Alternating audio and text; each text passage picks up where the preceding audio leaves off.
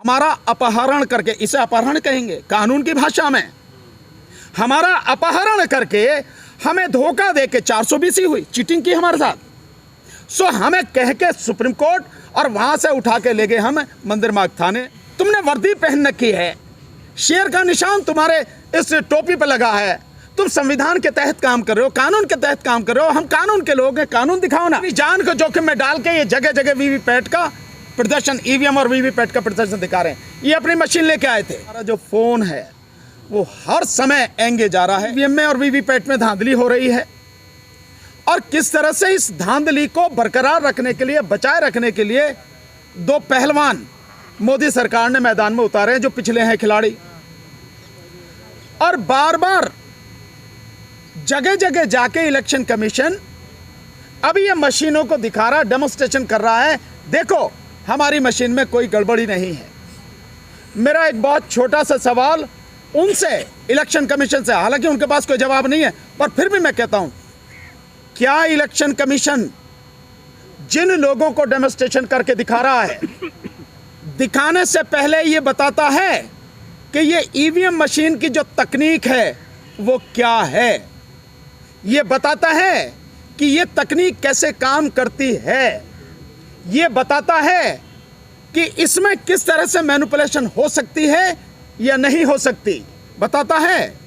क्या ये बताता है कि ये जो मशीनें हैं ये कहाँ से सर्टिफाइड हैं, किस जगह से सर्टिफाइड हैं?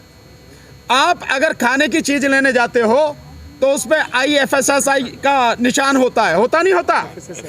FSSI का निशान होता है नहीं होता? बाकायदा उसकी मोहर लगी, यानी वहाँ से सर्टिफाइड है। आप और कोई चीज़ें लेते हो तो ISI का निशान होता कि नहीं होता? सर्टिफाइड होता। माना आप कुकर लेने चले जाओ तो उस पर लिखा तो ना ISI मार्क, उसका सर्टिफिकेशन होता है। ईवीएम मशीन के पास है क्या? वीवीपैट मशीन के पास है क्या? ये किसने बनाई, इसका कोई डाटा उसके पास है क्या? जिसने बनाई क्या उसने पेटेंट कराया? ये है क्या उसके पास में? कराया तो कहाँ कराया? ये जो सारी चीज़ें टेक्निकलिटी, हम एक एक चीज़ को जानते हैं। और ये जितने दो पहलवान उतारे हैं ना, कुरैशी और रावत, इन दोनों का चैलेंज, वर्तमान इलेक्शन कमीशन को चैलेंज, तुम में अगर हिम्मत है, तुम अगर वाकई में सच कह रहे हो और ये सब कुछ सच है, मैदान में आओ ना, मैदान में आके खुली डिबेट करते हैं, दुनिया भर के मीडिया को बुलाओ, और उस समय जो सच सबके सामने आएगा उसे दुनिया को दिखाओ। नहीं, मशीन भी एक्सचेंज करो, हम अपनी दे रहे हैं, आप अपनी दो, निश्चित रूप से पता लगेगा ना। तो ये सब कुछ उनमें हिम्मत नहीं है। ये किसी कोने में बिठा के कहीं कैसे ये टर मचाने के लिए लोग खड़े कर दिए हैं। हम इससे घबराने वाले नहीं हैं, और इस देश की जनता भी उनके झांसे में आने वाली नहीं है। और इस सबके पीछे है कौन? असली जो चीज़ है, इस सबके पीछे है कौन? क्या इलेक्शन कमीशन? नहीं, महमूद भाई ने बता दिया, इलेक्शन कमीशन तो जिसने अपॉइंट किया है वो उसके हाथ की कठपुतली है, वो तो उसके लिए काम करता है। और किया किसने? सरकार ने। तो असली खेल किसका है इसके पीछे? इसके पीछे खेल है सरकार का। और वो इस बात से भी सिद्ध होता है कि जब हम पटियाला हाउस कोर्ट से चुनाव आयोग तक मार्च करना चाहते थे, हमें रोका किसने? दिल्ली पुलिस ने। किसके अंडर में? होम मिनिस्ट्री के अंडर में। कौन है मुखिया? अमित शाह। अमित शाह और मोदी कौन है? दोनों एक हैं, कोई अंतर नहीं है। इसका मतलब सरकार ने हमें रोका। क्यों? कि जनता के सामने सच ना आ जाए। वो समझ गई है कि ये तो इतनी बुरी तरह से तुल गए हैं, ये तो ऐसे आके मैदान में डट गए हैं कि इनसे कैसे जान बचाई जा, तो इन्हें कम से कम वहीं तक जाने से रोको आप, ताकि सच ना पता लग जाए। और यही चीज़ हुई परसों। परसों हम कर रहे थे? क्या अपराध था हमारा? कोई अपराध नहीं। उस दिन मैक्सिमम संख्या में, हजारों की संख्या में एडवोकेट्स थे, कुछ हमारे और भी साथी थे सिविल सोसाइटी के, लेकिन मैक्सिमम, आप तो सारे मीडिया के साथी वहाँ पे थे, आपने तो अपनी आंखों से देखा, वो सारे के सारे साथी जो वहाँ पे थे एडवोकेट थे। और हम माननीय सर्वोच्च न्यायालय के सामने जाना चाह रहे थे। क्यों जाना चाह रहे थे?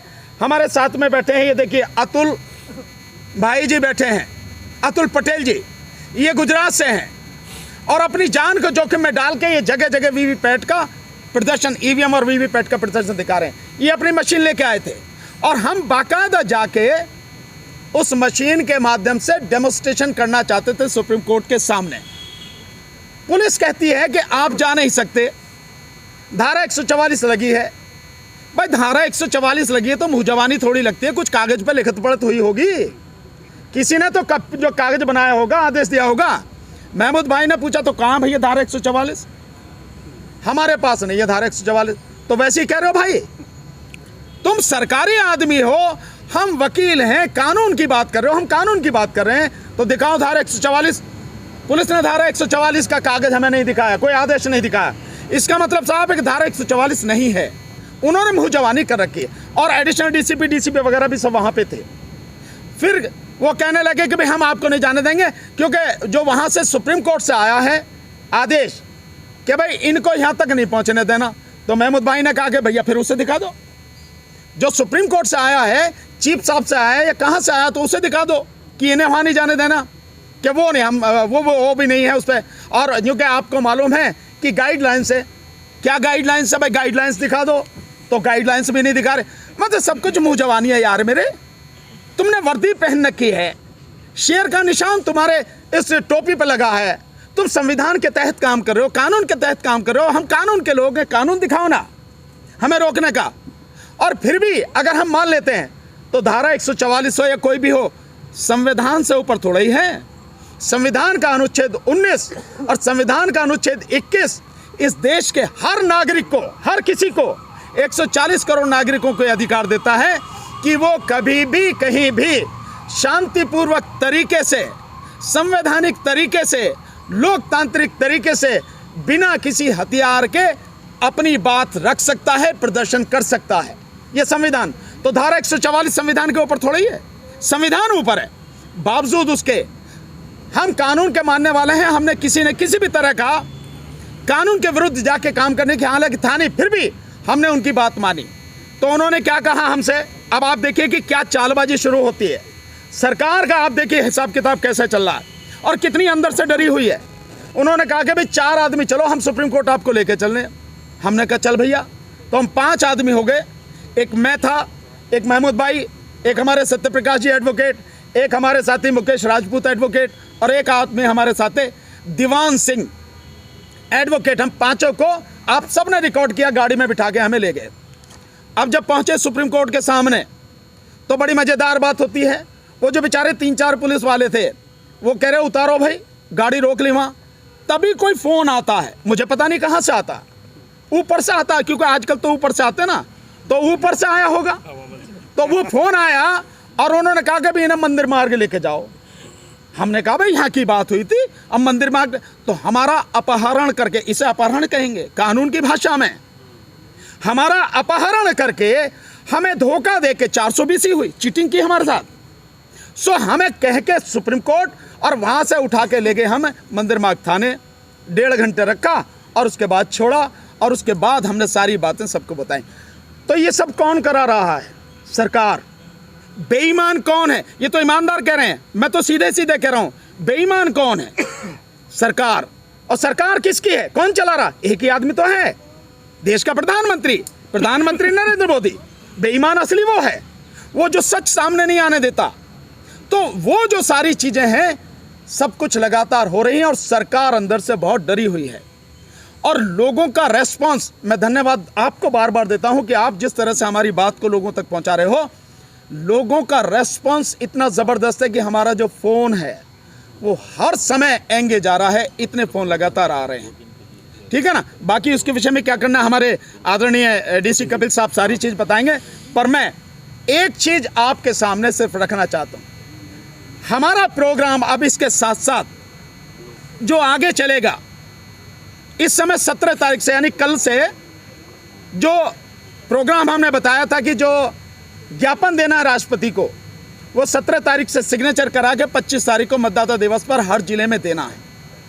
लेकिन हमारे कुछ साथियों ने अभी से देना शुरू किया। उसके विषय में हिजम राजेंद्र सिंघा साहब के कहाँ दिया जा चुका है वो बताएंगे आपको। लेकिन मैं उससे आगे की जो बता रहा हूँ कि आगामी जो हमारा प्रोग्राम है वो आपको और पूरे देश में लोगों को जाना बहुत ज़रूरी है।